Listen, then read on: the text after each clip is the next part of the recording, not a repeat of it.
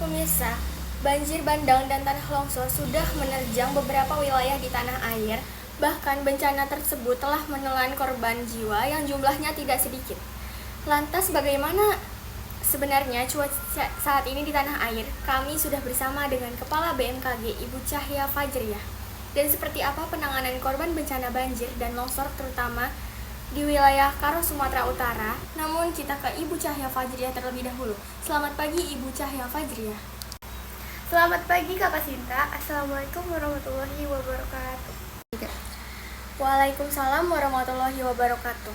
Bu, melihat bencana alam yang terjadi di beberapa wilayah di Indonesia, bahkan hingga menelan beberapa korban jiwa yang sebenarnya. Apa kemudian penjelasan dari BMKG terkait cuaca ekstrim dari beberapa wilayah ini, Bu?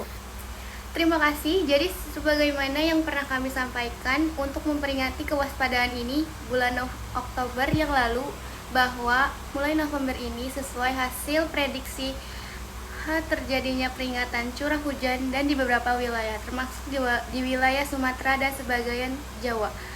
Ini ada yang sudah memasuki puncak musim hujan dan sehingga perlu terus ini masih terus akan terjadi peningkatan curah hujan. Hal ini diperparah dengan adanya sesuai hasil apa yang pernah kami sampaikan beberapa hari yang lalu, adanya bibit siklon tropis 96 di Samudra Hindia Barat daya Bengkulu dan bibit siklon tropis 9B di Samudra berdampak terjadinya dinamika cuaca di wilayah barat Indonesia.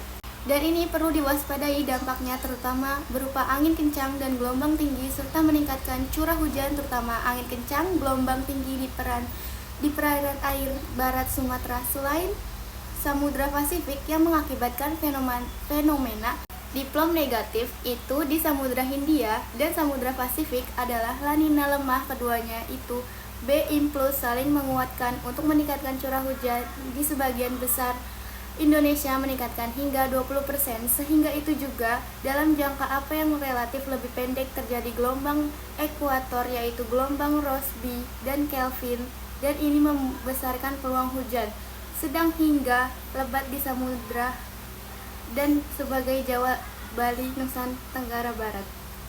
Jadi yang menjadikan ekstrim dan berbagai fenomena yang terjadi bersamaan seiring dengan masuknya musim hujan, di mana curah hujan memang secara ilmiah dan meningkatkan dengan masuknya musim hujan tersebut. Jadi hal itulah yang mengakibatkan kondisi cuaca ekstrim sebagai yang pernah kami sampaikan kurang lebih di bulan Oktober yang lalu.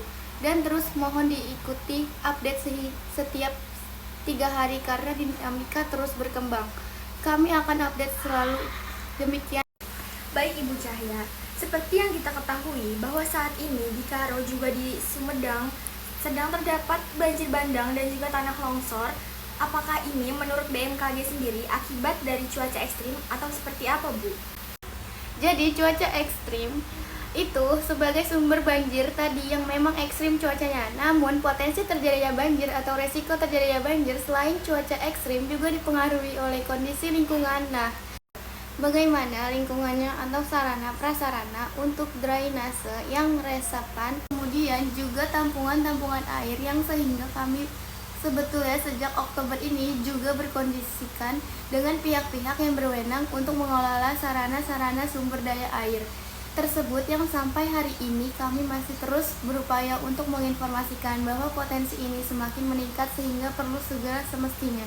Sudah jauh sebelumnya, misalkan sungai-sungai ini dikeruk ya karena sedimensinya sudah hampir penuh dan ini mengurangi kapasitas kemampuan untuk mengalirkan air. Kemudian waduk-waduk tampungan air dan juga drainase harus juga diperhatikan agar tidak tersumbat. Tentunya sampah-sampah juga harus jadi kombinasi antara cuaca ekstrim dan barangkali kebetulan di wilayah tersebut kapasitas tampungan dan resapan air pun sudah berkurang, demikian. Baik, terima kasih Ibu Cahya selaku Kepala BMKG untuk penjelasannya terkait cuaca ekstrim yang terjadi beberapa wilayah di Indonesia. Dan pemirsa, informasi tadi sekaligus menutup perjumpaan kita dalam program Berita 5 malam hari ini. Saya Sinta Anggraini mewakili seluruh kerabat kerja yang bertugas mengucapkan terima kasih. Selamat berakhir pekan. Wassalamualaikum warahmatullahi wabarakatuh dan sampai jumpa.